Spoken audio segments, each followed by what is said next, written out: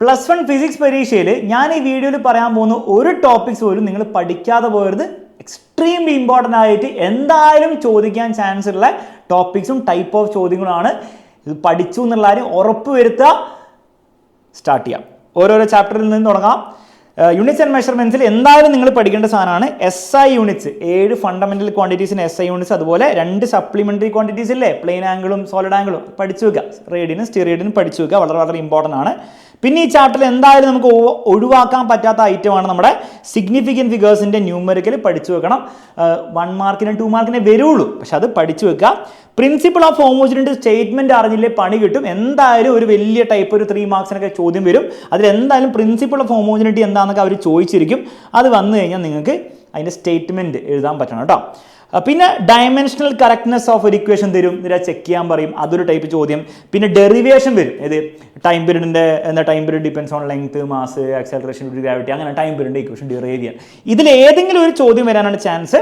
ഇത് എക്സാക്ട് ഈ ചോദ്യമല്ല, പല പല ടൈപ്പ് ഡെറിവേഷൻസ് ഇല്ലേ, അതിൽ 4-5 ഒന്ന് ചെയ്ത് വെച്ചേക്കുക. അതിൽ ഏതെങ്കിലും വന്നു കഴിഞ്ഞാൽ നിങ്ങൾക്ക് എന്തായാലും ചെയ്യാൻ പറ്റണം. ഒരു 3 മാർക്സിനൊക്കെ ആയിരിക്കും ചോദ്യം വരിക, പഠിച്ചു വെച്ചേക്കുക. പിന്നെ എപ്പോഴും ചോദിക്കുന്ന ഒരു സാധനമാണ് ലിമിറ്റേഷൻസ് ഓഫ് ഡയമെൻഷണൽ ഫോർമുല അഥവാ ഡയമെൻഷണൽ അനാലിസിസ് അല്ലെ പ്രിൻസിപ്പിൾ ഓഫ് ഹോമോജിനിറ്റി. എന്ത് ചോദിച്ചാലും സെയിം ആണ് എഴുതി വെക്കേണ്ടത്. ഇത്രയും കാര്യങ്ങളാണ് ഈ ചാപ്റ്റർ ഒരു കാരണവശാലും പഠിക്കാൻ പാടില്ലാത്തത്. ഇതിൻ്റെ അർത്ഥം ഒരിക്കലും ഇത് മാത്രം പഠിക്കണം എന്നൊന്നുമല്ല.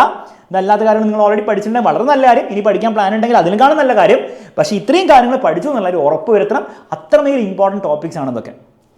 രണ്ടാമത്തെ ചാപ്റ്ററിൽ നമ്മൾ വരികയാണെങ്കിൽ velocity time graph of a body thrown upward, പിന്നെ ഡ്രോപ്പ് ഫ്രം എ ഹൈറ്റ്. ആ വെലോസിറ്റി ടൈം ഗ്രാഫ് ഒന്ന് പഠിച്ചു വെച്ചേക്ക്. Graph based numericals, velocity time graph, position displacement graph, acceleration time graph based ആയിട്ട് ന്യൂമറിക്കൽസ് എല്ലാ വർഷവും റിപ്പീറ്റഡ് ആയിട്ട് ചോദിക്കുന്നതാണ്. ഒരു 5-6 എണ്ണെങ്കിലും ചെയ്തു പോയിക്കോ. പ്രീവിയസ് ഇയർ ക്വസ്റ്റൻസ് ഒക്കെ പഠിച്ചു വയ്ക്കുക, പരീക്ഷയിൽ ചോദ്യം വരും. പിന്നെ എന്തായാലും വരാൻ ഈ ചാപ്റ്ററിൽ വേറെ ഡെറിവേഷൻ കാര്യമായിട്ടൊന്നും ഇല്ലാത്തതുകൊണ്ട് തന്നെ എന്തായാലും ഡെറിവേഷൻ ചോദിക്കും. V = U + ATയുടെയോ അല്ലെങ്കിൽ S = UT + RBT²യുടെയോ അല്ലെങ്കിൽ V² = U² + 2S graph ബേസിലെ derivation പഠിച്ചു വെക്കണം. ഓൾമോസ്റ്റ് 100% ഷുവർ ആണ് കേട്ടോ. പിന്നെ ന്യൂമറിക്കൽസ് V = U + AT, ബാക്കിയുള്ള ഇക്വേഷൻസിന് ന്യൂമറിക്കൽസ് അതും വളരെ ഇമ്പോർട്ടൻ്റ് ആണ്, എപ്പോഴും ചോദിക്കുന്നതാണ്, പഠിക്കാതിരിക്കാൻ പറ്റില്ല. സ്റ്റോപ്പിംഗ് ഡിസ്റ്റൻസ് വെച്ചിട്ടുള്ള ചോദ്യം. ഒരു കാറുണ്ട്, കാർ ഇത്രയും സ്പീഡിലാണ് പോയിക്കൊണ്ടിരിക്കുന്നത്, സ്റ്റോപ്പിംഗ് ഡിസ്റ്റൻസ് എത്രയാണ്, ടൈം കണ്ടുപിടിക്കാൻ, ആക്സലറേഷൻ കണ്ടുപിടിക്കാനൊക്കെ ചോദിക്കാറുണ്ട്. അപ്പോൾ സ്റ്റോപ്പിംഗ് ഡിസ്റ്റൻസിൻ്റെ ഫോർമുലയൊക്കെ ഒന്ന് പഠിച്ചു വെക്കുക. അത് ബേസ്ഡ് ആയിട്ട് ന്യൂമറിക്കൽ വന്നു കഴിഞ്ഞാൽ ഈ ഫോർമുലയൊക്കെ ഉപയോഗിച്ചിട്ട് എന്ത് ചെയ്യുക, അങ്ങോട്ട് പരിപാടി തീർക്കണം. ഓക്കെ, അപ്പോൾ അങ്ങനത്തെ ചോദ്യങ്ങൾ ഈ ഒരു ചാപ്റ്ററിൽ നിന്ന് വരും. ഇത്രയും കാര്യങ്ങളാണ് ഈ ചാപ്റ്ററിൽ നിന്ന് പഠിക്കാതിരിക്കാൻ പാടില്ലാത്തത്. പറഞ്ഞാൽ ശരിയല്ലേ? അത് പറഞ്ഞാൽ ശരിയാന്ന് തോന്നുന്നു. ഓക്കെ, നെക്സ്റ്റ് നമ്മൾ മോഷനെ പ്ലെയിനിലേക്ക് വരികയാണെങ്കിൽ പ്രൊജക്റ്റൈൽ മോഷൻ എന്താണെന്ന് ഡെഫിനിഷൻ ചാൻസ് ഉണ്ട്. പക്ഷേ അതിലേക്കാളും കൂടുതൽ important maximum height, range, time of flight. ഇത് എന്തായാലും 100% ഉറപ്പാണ്. ഇതിൽ ഏതെങ്കിലും ഡെറിവേഷൻ ചോദിച്ചിരിക്കും. അത് ബേസ്ഡ് ആയിട്ട് ന്യൂമറിക്കൽസും സമാനം നല്ല കോമൺ ആണ്, പഠിച്ചു വെച്ചുകൂടാ. 3 ഇക്വേഷൻസും ബൈ ഹാർട്ട് പഠിച്ചു വെക്കുക, ഈ 3 എണ്ണം. ഓക്കെ, അപ്പോൾ ന്യൂമറിക്കൽ എളുപ്പത്തിൽ ചെയ്യാമല്ലോ. പിന്നെ 2 വെക്ടേഴ്സ് തരും, എന്നിട്ട് അതിന് ആംഗിൾ കണ്ടുപിടിക്കാനുള്ള ചോദ്യം വളരെ കോമൺ ആണ്, പഠിച്ചു വെച്ചേക്കുക. ഒരു 80% ഷുവർ ആണ്. Calculating dot product and cross product. ഇതിൽ ഡോട്ട് പ്രൊഡക്റ്റ് ഭയങ്കര സിമ്പിൾ ആയതുകൊണ്ട് അങ്ങനെ ചോദിക്കാറില്ല, പഠിച്ചു വെച്ചേക്ക്. ക്രോസ് പ്രൊഡക്റ്റ് കുറച്ച് മെനക്കേടാണ്, ഒരു 60% ചാൻസ് കാണുന്നുണ്ട് അങ്ങനത്തെ ഒരു ചോദ്യം വരാൻ. സെൻട്രിപിറ്റൽ ആക്സലറേഷൻ ഡിഫൈൻ ചെയ്യാനും അതിനെ ഡിറൈവ് ചെയ്യാനും ചോദിക്കാൻ ചാൻസ് ഉണ്ട്. ഓൾമോസ്റ്റ് ഒരു 80% ചാൻസ് ഉണ്ട്. അതിനോടൊപ്പം തന്നെ V = ω, the relation between linear velocity and angular velocity ചോദിക്കാൻ ഒരു 80% ചാൻസ് തന്നെ കാണുന്നുണ്ട്, അതുകൊണ്ട് പഠിച്ചു വെച്ചേക്ക്. പിന്നെ പാരലോഗ്രാം, ലോ ഓഫ് വെക്ടർ അഡീഷൻ്റെ സ്റ്റേറ്റ്മെൻറ്റും ട്രയാങ്കിളും കൂടി പഠിച്ചു വെക്കുക. റിസൾട്ടൻ്റെ ഫോർമുല, നമ്മുടെ ഈ ഫോർമുലയിൽ √(a² + b² + 2ab cos θ), അതിൻ്റെ ഡെറിവേഷൻ ഓൾമോസ്റ്റ് 90% ഷുവർ ആണ്. ഇത്രയും കാര്യങ്ങളാണ് ഈ ചാപ്റ്ററിൽ എന്തായാലും പഠിക്കേണ്ടത് കേട്ടോ. കഴിഞ്ഞ ചാപ്റ്റേഴ്സിൽ ഞാൻ പെർസെൻറ്റേജ് എഴുതിയില്ല, അതും കൂടി എഴുതിത്തരാം. ഇത് ഓൾമോസ്റ്റ് ഒരു 100% ഷുവറാണ്. 100%, 100%, 100%, 100%. ഇതിൽ ഏതെങ്കിലും ഒന്ന് 100%, ഇതൊരു 70%. ഓക്കെ, മോഷൻ സ്ട്രേറ്റ് ലൈനിൽ ഞാൻ പറയുകയാണ് ഇതെന്താണ്, ഇതൊരു 60%, ഇതെന്തായാലും 100%, ഇതെന്തായാലും 100%, ഇതെന്തായാലും ഒരു 80%, ഇതെന്തായാലും ഒരു 60%. ആ രീതിയിലാണ് നിങ്ങൾ കാണേണ്ടത്. Okay, ready. ലോസ് ഓഫ് മോഷനിലേക്ക് നമ്മൾ വരികയാണെങ്കിൽ ബാങ്കിങ് ഓഫ് റോഡ്സിൻ്റെ ഡെറിവേഷൻ 100% വന്നിരിക്കും, പഠിച്ചു വെച്ചു. അത് ബേസ്ഡ് ആയിട്ട് ന്യൂമറിക്കൽസും അത് വലിയൊരു ഫോർമുലയുണ്ട്. അതല്ലാതെ തന്നെ ലെവൽ റോഡിൻ്റെ ഫോർമുല ഉപയോഗിച്ചിട്ടുള്ള ഈ ഒരു ഫോർമുല ഉപയോഗിച്ചുള്ള ന്യൂമറിക്കൽ വരാൻ ചാൻസ് ഉണ്ട്, പഠിച്ചു വെക്കുക. കൺസർവേഷൻ ഓഫ് ലീനിയറിൻ്റെ ഡെറിവേഷൻ ഒന്ന് പഠിച്ചു, ഒരു 60% ചാൻസ് കാണുന്നുണ്ട്. എന്താണ് വെലോസിറ്റി ഓഫ് റീകോയിൽ അതിൻ്റെ ന്യൂമറിക്കൽ ഒരു 60% ചാൻസ് കാണുന്നുണ്ട്. ന്യൂട്ടൺ സെക്കൻഡ് ലോ അതിൻ്റെ ഈക്വേഷൻ ഡെറിവേഷൻ ഓൾമോസ്റ്റ് 90% ചാൻസ് കാണുന്നുണ്ട്. ആംഗിൾ ഓഫ് റീപോസ് അതിൻ്റെ ഡെറിവേഷൻ ഒരു 60% ചാൻസും കാണുന്നുണ്ട്. ഇത്രയും കാര്യങ്ങളാണ് ഈ ചാപ്റ്റർ എന്നുള്ളത്. പിന്നെ ജനറൽ ന്യൂമറിക്കൽസ് ഈ ചാപ്റ്ററിന് ഒന്ന് വരാനുള്ള ഒരു ചാൻസും കാണുന്നുണ്ട്. പഠിച്ചു പ്രീവിയസ് ഇയർ ക്വസ്റ്റൻസിൽ വന്ന ന്യൂമറിക്കൽസ് എല്ലാം ഒന്ന് ജസ്റ്റ് നോക്കിയാൽ മതി. വർക്ക് എനർജി പവറിൽ വർക്ക് ഡണ്ണിൻ്റെ ടൈപ്പ് കണ്ടുപിടിക്കാനുള്ള ഓൾമോസ്റ്റ് ഒരു 90% ചാൻസ് ഉള്ള ക്വസ്റ്റൻ ആണ്. വർക്ക് എനർജി തിയറത്തിന് ഓൾമോസ്റ്റ് 90% ക്വസ്റ്റൻ ആണ്, ചാൻസ് ഉള്ള ക്വസ്റ്റൻ ആണ്. ഡെറിവേഷൻ ന്യൂമറിക്കലും ചോദിക്കാം കേട്ടോ, പക്ഷേ ഡെറിവേഷൻ ആണ് കൂടുതൽ ഇമ്പോർട്ടൻറ്റ്. ഇത് 100% ഉറപ്പാണ്. ഓക്കെ, കൺസർവേഷൻ മെക്കാനിക്കൽ സ്റ്റേറ്റ്മെൻറ്റും ഫ്രീലി ഫോളിംഗ് ബോഡിയിൽ അത് എക്സ്പ്ലെയിൻ ചെയ്യാൻ അഥവാ പ്രൂവ് ചെയ്യാനും 100% ഷുവറാണ്, പഠിച്ചു വെച്ചേക്കുക. പിന്നെ പൊട്ടൻഷ്യൽ എനർജി ഓഫ് സ്പ്രിങ് ഒരു 80% ചാൻസ് ഉണ്ട്. പിന്നെ ഈ ചാപ്റ്ററിന് അവസാനത്തേക്ക് കൊളീഷൻസിൽ എന്താണ് ടൈപ്പ് ഓഫ് കൊളീഷൻ, ഇലാസ്റ്റിക് കൊളീഷൻ്റെ ഡെഫിനിഷൻ, ഇൻഇലാസ്റ്റിക് കൊളീഷൻ ഡെഫിനിഷൻ, അതൊക്കെ ഒന്ന് വെറുതെ നോക്കി വെച്ചേക്കുക, സിമ്പിളാണ്. അതിൽ ഡെറിവേഷൻ പറ്റുമെങ്കിലും പഠിക്കുക, അറ്റ്ലീസ്റ്റ് ഇലാസ്റ്റിക് കൊളീഷനെങ്കിലും പഠിച്ചു വെക്കുക. ഒരു 50% ചാൻസ് ആ ഒരു ഡെറിവേഷൻ വരാൻ ചാൻസ് കാണുന്നുണ്ട്, ആ ഇലാസ്റ്റിക് കൊളീഷൻ്റെ എങ്കിലും. ഓക്കെ, റൊട്ടേഷനിൽ ടോർക്ക് ആൻഡ് ആംഗുലർ മൊമെന്റിൻ്റെ ഈ ഇക്വേഷനിൽ അത് ഡിറൈവ് ചെയ്യാൻ 100% ചോദിച്ചിരിക്കും. 100%. ഓക്കെ, 100% എന്ന് പറഞ്ഞാൽ അത്രയും ഇമ്പോർട്ടൻ്റ് ആണ് കേട്ടോ, അത്രയും ചോദിക്കും, അത്രേ ഉള്ളൂ. Rotation long moment of inertia, അപ്പോൾ റൊട്ടേഷൻ ലോങ് ഓഫ് മാസ് എന്താണെന്ന് ചോദിക്കാം. മൊമെന്റ് ഓഫ് ഇനേർഷ്യയുടെ ഡെറിവേഷൻ ഡെഫിനിഷൻ ചോദിക്കാം, ബേസിക് റൊട്ടേഷൻ ഓഫ് മാസ് എന്ന് എഴുതി വെക്കുക. മൊമെന്റ് ഓഫ് ഇനേർഷ്യ എന്തൊക്കെ ഫാക്ടേഴ്സിനെ ഡിപ്പെൻഡ് ചെയ്യുന്നു ചോദിക്കാം. അപ്പോൾ സൈസ് ഓഫ് ദ ബോഡി, എന്താണ് distribution of mass around axis of rotation, അങ്ങനെ 4 ഫാക്ടേഴ്സ് ഇല്ല, അത് പഠിച്ചു വെക്കുക. പിന്നെ അത്രയൊക്കെ ഉള്ളൂ. പിന്നെ അതിൻ്റെ യൂണിറ്റ് കാര്യങ്ങളൊക്കെ പഠിച്ചു വെക്കാം. Numericals based on torque and angular moment, അപ്പോൾ ടോർക്കിൻ്റെ ഫോർമുലയും ആംഗുലർ മൊമെന്റത്തിൻ്റെ ഫോർമുല വെച്ചിട്ടുള്ള ന്യൂമറിക്കൽ എന്തായാലും 170% ചോദ്യം വന്നിരിക്കും. കൺസർവേഷൻ ആംഗിൾ മൊമെന്റ് ബേസ്ഡ് ആയിട്ടുള്ള ചോദ്യം 70% വന്നിരിക്കും. ബേസിക്കലി I1 ω1 = I2 ω2 എന്ന് പറഞ്ഞാൽ ഫോർമുല ഉപയോഗിച്ചിട്ട് കുറച്ച് മെനക്കേടായിരിക്കും ഇത്, പക്ഷേ 70% ചാൻസ് ഉണ്ട്. സെൻട്രൽ മാസ് അങ്ങനെ ചോദിക്കാറില്ല പബ്ലിക് എക്സാമിൽ, എന്തുകൊണ്ടോ, പക്ഷേ എനിക്ക് തോന്നുന്നു ഈ വർഷം ചോദിക്കാൻ ചാൻസ് ഉണ്ട്. ഒരു 80% ഞാൻ കാണുന്നുണ്ട്. പിന്നെ നമ്മുടെ പ്രിൻസിപ്പിൾ ഓഫ് മൊമെൻറ്റ്, നമ്മുടെ ലിവറിൻ്റെ ഒരു ഡെറിവേഷനില്ലേ, ആ പ്രിൻസിപ്പിൾ മൊമെൻറ്റും കൂടെ ഒന്ന് നോക്കി വെച്ചേക്ക്. സാധാരണ അങ്ങനെ ചോദിക്കാറില്ല, പക്ഷേ ഈ വർഷം ഒരു 80% ചാൻസ് ഞാൻ എന്തുകൊണ്ടോ കാണുന്നുണ്ട്. ഓക്കെ, അപ്പോൾ ഇത്രയും പഠിച്ചു വെക്കുക. അതെന്താ അറിയോ, കുറേ നമ്മൾ ഈ ചാപ്റ്ററിൽ പ്രീവിയസ് ഇയർ നോക്കാൻ പാടില്ല, കാരണം ഈ ചാപ്റ്ററിൽ ആക്ച്വലി കുറേ ഉണ്ടായിരുന്നതാണ്, അത് കുറേ ഡിലീറ്റഡ് ആയിട്ടാണ് ഇപ്പോൾ ഉള്ളത്. അപ്പോൾ നമ്മൾ പ്രീവിയസ് ഇയർ നോക്കിയിട്ട് ഇതേ വരുള്ളൂ എന്നുള്ള നമുക്ക് പറയാൻ പറ്റില്ല, കാരണം അത് മാറിയിട്ടുണ്ട്. ഗ്രാവിറ്റേഷനിൽ നമ്മൾ എസ്കേപ്പ് സ്പീഡ് പഠിച്ചു വെക്കുക, ഓർബിറ്റൽ വെലോസിറ്റി എന്താണ് ഡെഫിനേഷൻ പഠിച്ചു വെക്കുക, അതിനോടൊപ്പം തന്നെ അതിൻ്റെ ഡെറിവേഷൻ പഠിച്ചു വെക്കണം, അതിൻ്റെ ന്യൂമറിക്കൽസും വരും കേട്ടോ. ഓക്കെ, എസ്കേപ്പ് വെലോസിറ്റി അത്ര ഇമ്പോർട്ടൻ്റ് അല്ല, പക്ഷേ ഈ ഡെറിവേഷൻ ഓൾമോസ്റ്റ് 90% ഇമ്പോർട്ടൻ്റ് ആണ്. Derive variation of G with height and depth ഏതെങ്കിലും ഒന്ന് 100% ഉറപ്പാണ്. ന്യൂമറിക്കൽസ് 90% ഉറപ്പ് ആ ഫോർമുല വെച്ചിട്ട്. കെപ്ലേഴ്സ് ലോസ് ഒരു 80% അതിൻ്റെ സ്റ്റേറ്റ്മെൻറ്റ് എഴുതി വെക്കാൻ പറയും. ഗ്രാവിറ്റേഷൻ പൊട്ടൻഷ്യൽ വെച്ച് ഡെറിവേഷൻ ഒരു 70% ചാൻസ് ഉണ്ട്. ഇത്രയും കാര്യങ്ങൾ ഈ ചാപ്റ്റർ എന്തായാലും പഠിച്ചു വെക്കണം. ഈ 100% ഉള്ളത് എന്തായാലും പഠിച്ചോ, അത് വന്നിരിക്കും. ഓക്കെ, സോളിഡ്സിൽ ഞാൻ പറയുകയാണെങ്കിൽ define stress and strain and draw stress strain graph. അത് ഡ്രോ ചെയ്യണമെന്ന് നിർബന്ധമില്ല, ആ ഗ്രാഫ് വന്നിട്ട് അതിൽ ഏതോ ഒരു പോയിന്റ്സ് ഏതൊക്കെയാണെന്നൊക്കെ ചോദിക്കും. ഇലാസ്റ്റിക് ലിമിറ്റ് ഏതാണ്, അതുപോലെ തന്നെ എന്താണ് പ്രൊപ്പോർഷണൽ ലിമിറ്റ് എന്താണ്, അൾട്ടിമേറ്റ് ടെൻസൈൽ സ്ട്രെങ്ത് എന്താണെന്ന് ചോദിക്കുന്ന ചോദ്യം 100% ഉറപ്പാണ്. 100% ഉറപ്പ്. ഇലാസ്റ്റോമസ് എന്താണ് അതിൻ്റെ എക്സാമ്പിളൊക്കെ 70% ഉറപ്പാണ്. സ്റ്റേറ്റ് ഹൂക്സ് ലോ 100% ഉറപ്പാണ്.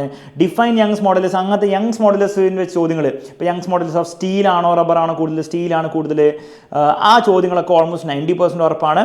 Derive potential energy of test wire ഒരു 60% ചാൻസ് കാണുന്നുണ്ട്, വേണമെങ്കിൽ പഠിച്ചു, കാരണം ഈ ചാപ്റ്റർ വേറെ ഡെറിവേഷൻ ഒന്നും ഇല്ല.